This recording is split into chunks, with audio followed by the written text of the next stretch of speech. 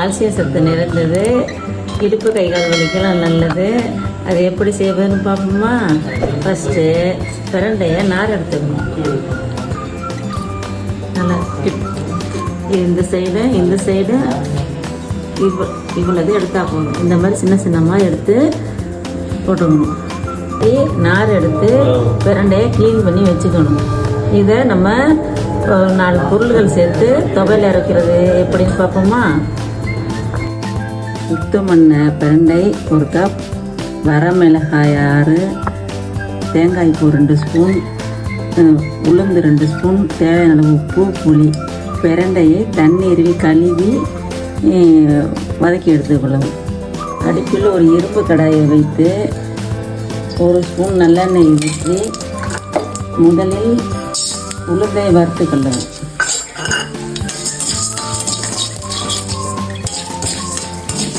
செவந்து வந்த பிறகு இதை எடுத்துட்டு பிரண்டையை தண்ணி இல்லாமல் இதில் போட்டு வதக்கணும். பிரண்டைக்கு ஒரு 2 ஸ்பூன் நல்லெண்ணெய் ஊற்றி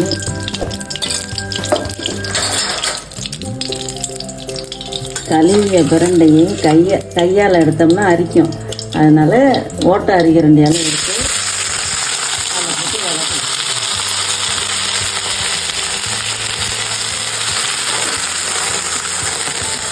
பிரண்டை இந்த மாதிரி நல்லா வதங்கின பிறகு அதில் தேங்காய் பூவை போட்டு கிண்டிடணும். இப்படி வதங்கிட்டு இருக்கும்போது வரமிளகாயும் அதில் போட்டுருணும். போட்டுருந்தோம்னா இந்த சூடில் தேங்காய் பூ வதக்கணும். அடுப்பு ஆஃப் பண்ணிவிட்டு இதை ஆறணுன்னு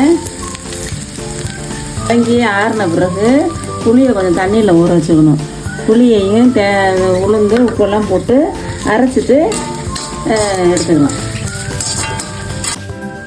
அரைச்ச பிரண்டையை எண்ணெய் ஊற்றி வதக்கணும். 2 ஸ்பூன் எண்ணெய் ஊற்றி அரைச்ச பிரண்டையை அதில் போட்டு